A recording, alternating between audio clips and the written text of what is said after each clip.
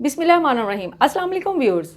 आज की वीडियो में हम देखेंगे व्हाट इज़ ACR,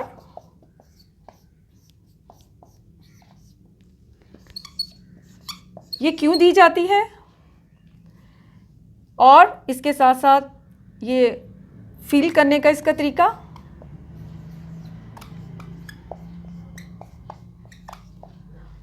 और इसको कौन फिल करता है और ये कहाँ पे सबमिट करवाई जाती है। तो व्यूअर्स, आज की वीडियो में हम इन तमाम पॉइंट्स को डिस्कस करेंगे। ACR जो है वो एब्रीविएशन है एनुअल कॉन्फिडेंशियल रिपोर्ट। आजकल इसके लिए PER का लफ्ज़ इस्तेमाल होता है, जिससे मुराद है परफॉर्मेंस इवैल्यूएशन रिपोर्ट।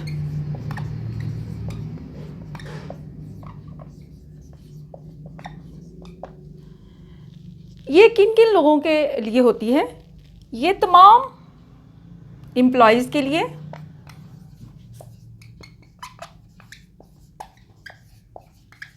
और पंजाब गवर्नमेंट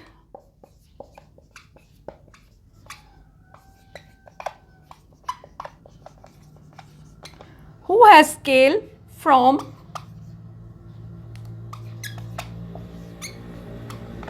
5 to 15,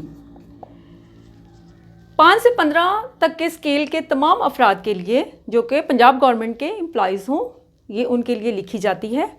और इसके लिखने का मकसद क्या है, क्यों लिखी जाती है ये? जैसा कि इसके नाम से ज़ाहिर है, ये हर मुलाजिम की जो परफॉर्मेंस है उसको इवेल्युएट करती है। यानी कि किसी भी मुलाजिम की एक साल के दौरान परफॉर्मेंस कैसी रही है, ये उसकी परफॉर्मेंस को इवेल्युएट करती है। और इसके साथ साथ जैसा कि 2017 के जो ESC टीचर्स हैं, गवर्नमेंट जो है अब उनको परमानेंट या रेगुलर करना चाहती है। तो जब किसी भी मुलाजिम को रेगुलर करना हो तो उसकी परफॉर्मेंस को जज करने के लिए भी रिपोर्टिंग ऑफिसर जो है वो ये रिपोर्ट लिखता है। तो गोया के परफॉर्मेंस को ये जाहिर करती है। और इसके साथ साथ अगर कहीं पे किसी भी मुलाजिम की ट्रांसफ़र होनी हो तो उस हवाले से भी ये रिपोर्ट जो है वो लिखी जाती है। इसके साथ साथ वो तमाम लोग जो कि PPSC के लिए या FPSC के एग्ज़ाम में अपीयर होना चाहते हैं, उनके लिए भी इस रिपोर्ट के बारे में जानना जो है वो बहुत ज़्यादा ज़रूरी है। क्योंकि अक्सर ये सवाल आता है कि जो ACR है वो किस लफ्ज़ का एब्रीविएशन है, इसके साथ साथ PER जो है वो किस लफ्ज़ का एब्रीविएशन है, और इसको कौन फिल करता है और इसके फिल करने का तरीका क्या है। तो वो तमाम लोग जो कि PPSC के लिए एग्ज़ाम देना चाहें तो उनके लिए भी इस रिपोर्ट के बारे में जानना बहुत ज़्यादा ज़रूरी है। अब आते हैं हम कि ये रिपोर्ट जो है वो कैसे फिल की जाती है। सबसे पहले तो ये लिखा होता है जी ऊपर गवर्नमेंट ऑफ पंजाब,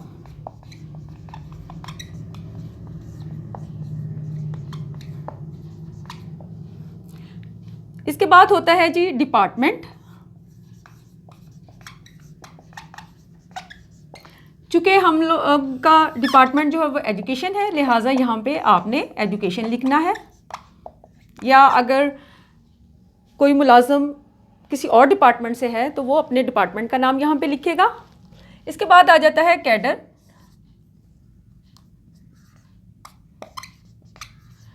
कैडर जो है हमारा जो है वो जनरल है, हमने जनरल लिखना है। इसके बाद आ जाता है कि पीरियड, पीरियड फ्रॉम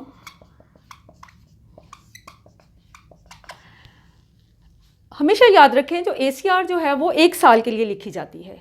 मसलन के एक फ़र्ज़ करें 2019 है, 1/1/2019 टू 31/12/2019 सालाना बुनियाद पर ये लिखी जाती है। लेकिन फ़र्ज़ करें कि अगर कोई भी जो मुलाज़िम है वो किसी स्कूल में 1 को आया है, तीसरे माह की 1 तारीख को वो आया है, लेकिन उसका तबादला जो है वो दूसरे स्कूल में जो छठा मंथ है उसकी 3 तारीख को ही हो गया है। तो उसकी जो ACR है वो उस स्कूल में सिर्फ इस अरसे के लिए लिखी जाएगी। इसके बाद का जो अरसा होगा वो जो उसका अगला स्कूल है जहाँ पर उसकी ट्रांसफ़र हुई है, वहाँ पर उसका जो भी रिपोर्टिंग ऑफिसर होगा वो उसकी ACR लिखेगा। मसलन के 4/6/2019 से लेकर 31/12/2019 तक उसका जो नेक्स्ट रिपोर्टिंग ऑफिसर है वो उसकी ACR लिखेगा। तो पीरियड जो है वो आपको क्लियर हुआ है कि पीरियड जो है वो आपने कैसे लिखना है। इसके बाद आ जाता है जी नेम। नेम हमेशा आपने ब्लॉक लेटर्स में लिखना है।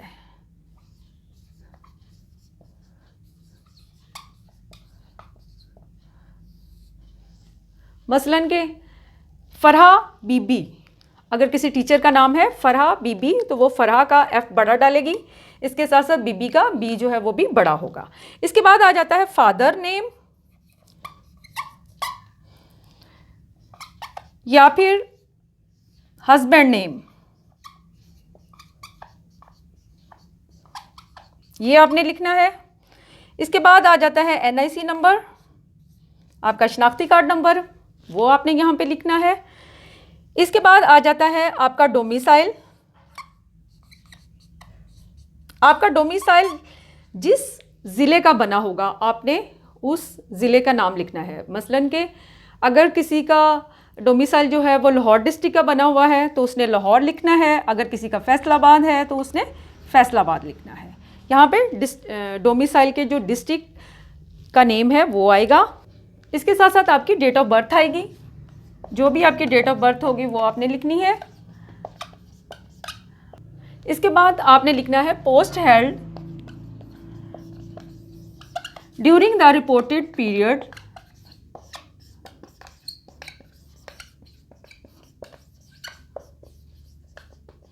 With BS with basic scale. इसमें आपने ये बताना है कि आपके रिपोर्टेड पीरियड के दौरान आपकी पोस्ट का बेसिक स्केल जो है वो क्या है। मसलन के आमतौर पे आजकल PSTs का 14 है, इसके साथ साथ अगर EST हैं वो अगर उनका 15 है तो 15 लिखेंगी, अगर उनका पर्सनल स्केल 16 है तो वो 16 लिखेंगी।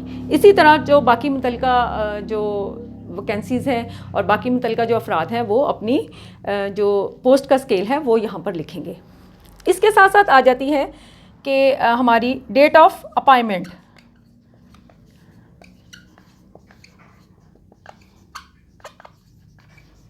आपकी डेट ऑफ अपॉइंटमेंट क्या है वो यहाँ पे आप लिखेंगे। इसके साथ साथ आ जाती है आपकी डेट ऑफ ज्वाइनिंग। अच्छा, इन दोनों पॉइंट्स को जानना बहुत ज़्यादा ज़रूरी है क्योंकि बाज़ का कुछ एम्प्लॉयज़ ऐसे होते हैं कि जिनकी डेट ऑफ अपॉइंटमेंट फ़र्क होती है और डेट ऑफ ज्वाइनिंग जो है वो मुख्तलिफ होती है। ये अपॉइंटमेंट उस वक्त होती है कि जब आपको जो गवर्नमेंट ऑफ पंजाब जो है वो किसी भी पोस्ट के लिए अपॉइंट करता है, लेकिन आपकी ज्वाइनिंग उस वक्त से स्टार्ट होती है कि जब आपका मेडिकल बनता है और जिस तारीख का आपका मेडिकल बनेगा उस तारीख की आपकी जो ज्वाइनिंग है वो होगी। फ़र्ज़ करें हमारे पास 1/6/2019 के ऑर्डर हुए हैं, लेकिन जो हमारा मेडिकल बना है वो 5 तारीख का बना है, तो हमारी जो डेट ऑफ अपॉइंटमेंट होगी वो 1/6 होगी और हमारी डेट ऑफ ज्वाइनिंग जो होगी वो 5/6 होगी। लिहाजा इस पॉइंट को आपने मद्देनज़र रखना है और इसी तरह आपने अपनी ACR को फिल करना है। इसके बाद आ जाती है आपकी क्वालिफ़िकेशन। एकेडमिक क्वालिफ़िकेशन आपकी क्या है और इसके साथ साथ आपकी प्रोफेशनल क्वालिफ़िकेशन क्या है। मसलन के आपने जब अपनी जो सर्विस है वो स्टार्ट की थी जब आप FA थे, लेकिन आपने अपनी जो जॉब है उस दौरान अपनी तालीम को मज़ीद आगे बढ़ाया और आपने MPhil कर लिया, तो आपकी जो एकेडमिक क्वालिफ़िकेशन आएगी वो होगी MPhil। और जिस सब्जेक्ट में आपने MPhil किया है उस सब्जेक्ट का मेंशन करना बहुत ज़्यादा ज़रूरी है, ब्रैकेट लगाएं। फ़र्ज़ करें आपने उर्दू में किया है तो उर्दू 7 लिखें। इसके साथ साथ आपकी प्रोफेशनल जो भी आपकी क्वालिफ़िकेशन है, मसलन आपने अगर बीएड किया हुआ है तो वो लिखना है, एमएड किया हुआ है तो वो लिखना है। फ़र्ज़ करें आपने एमएड किया हुआ है तो यहाँ पे एमएड आ जाएगा। इसके बाद जो अगला कॉलम है वो ये है कि आपने नेम ऑफ द ट्रेनिंग,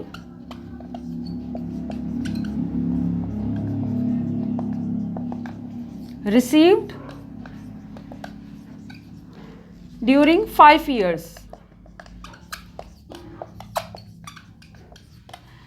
यानी कि अगर हम देखें तो मौजूदा जो हमारा साल है वो 2020 है, तो इससे 5 साल आप पीछे चले जाएं, यानी कि 2015 से लेके 2020 तक आपने जितनी भी ट्रेनिंग्स जो हासिल की हैं वो आपने यहाँ पर लिखनी है। और इनके जो कॉलम हैं वो ये हैं कि name of the course, from, to, name of the institution,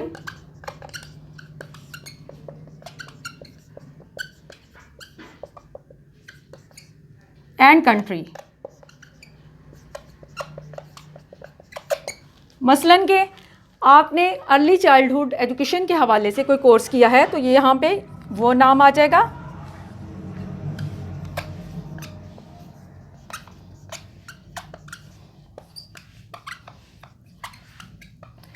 आपने ये जो ट्रेनिंग है वो हासिल की है 3/5/2019 से लेके 16/5/2019 तक, और जिस इंस्टीट्यूट से आपने हासिल की है उस इंस्टीट्यूट का नाम है DSD Lahore, directorate of staff development Lahore. और ये कहाँ पे वाक़या है, किस मुल्क में ये वाक़या है, तो वो है जी पाकिस्तान।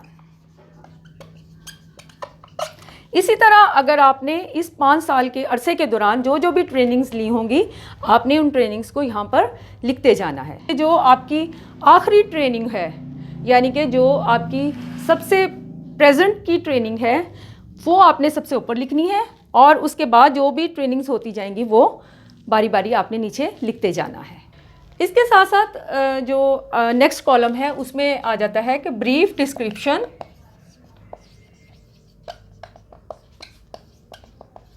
ऑफ मेन ड्यूटीज़,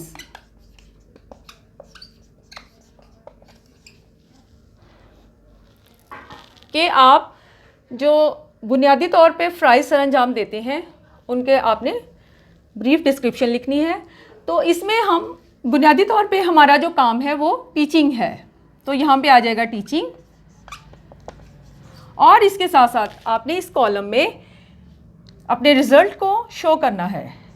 फ़र्ज़ करें हम 2016 का रिज़ल्ट जो है वो शो करना चाहते हैं, तो वो कैसे लिखना है कि annual result of 2016।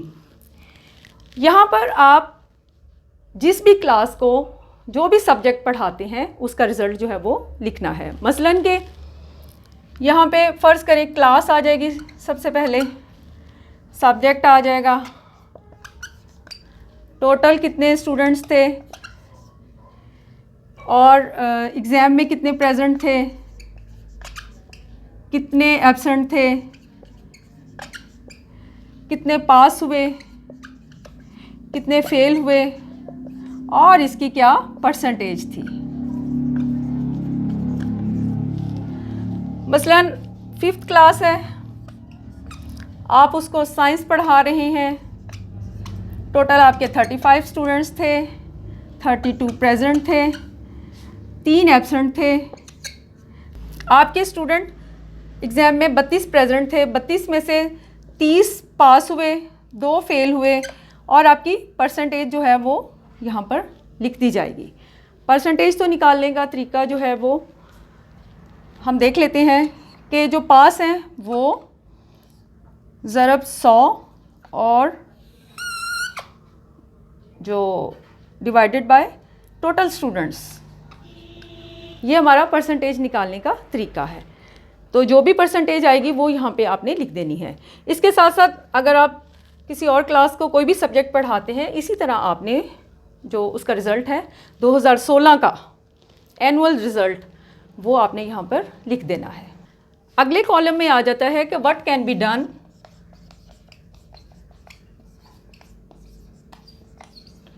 To make you more effective,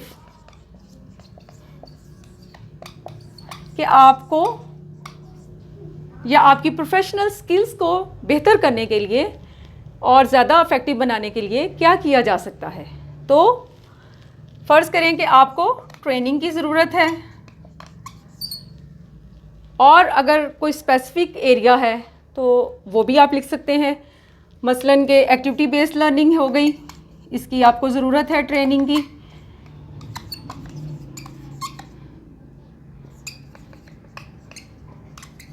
इस तरह ये खाना जो है वो फिल किया जाएगा। अगला जो कॉलम है उसमें है जी signature of the officer reported upon with date. इसके बाद जो अगला कॉलम है उसमें इस बात का जिक्र है कि जो एम्प्लॉय किसी भी रिपोर्टेड ऑफिसर को अपनी जो मुतलका मालूमात है वो फ्राहम कर रहा है, उसका सिग्नेचर आएगा। मसलन के इसमें रिपोर्टिंग ऑफिसर के सिग्नेचर नहीं होंगे, बल्कि वो एम्प्लॉय जो कि रिपोर्टिंग ऑफिसर को इंफॉर्मेशन दे रहा है उसके सिग्नेचर आएंगे। मसलन के जो भी मुतलका टीचर होगी, जैसा कि मैंने शुरू में बताया था कि मिस फ़रा अगर अपनी ACR फिल कर रही हैं तो यहाँ पर फ़रा के साइन होंगे। फ़रा जो है टीचर वो अपने साइन करेगी। तो व्यूअर्स, आज मैंने ACR का जो पार्ट फर्स्ट है उसको डिस्कस किया है। तो अगर हम ACR को देखें तो ACR के कुल जो है 5 पार्ट्स हैं। तो आज पहले पार्ट को डिस्कस किया है। नेक्स्ट वीडियो में मैं इंशाल्लाह आपके साथ जो बाकी 4 पार्ट्स हैं उनको ज़रूर डिस्कस करूँगी। और अगर आप मेरी वीडियो को शुरू से लेकर आखिर तक देखेंगे तो आपको ACR फिल करने का तरीका जो है वो आ जाएगा। इसके साथ साथ व्यूअर्स, मैं उन तमाम लोगों का शुक्रिया अदा करना चाहती हूँ जो मेरे चैनल को पसंद कर रहे हैं और जो मुख्तलिफ़ किस्म के कमेंट्स दे रहे हैं, और इसके साथ साथ वो कुछ ऐसे टॉपिक्स हैं जिनके बारे में वो इन्फॉर्मेशन हासिल करना चाहते हैं। तो व्यूअर्स, आने वाली वीडियोस में ज़रूर मैं उन तमाम टॉपिक्स को डिस्कस करूँगी। तब तक अल्लाह हाफ़िज़, शुक्रिया।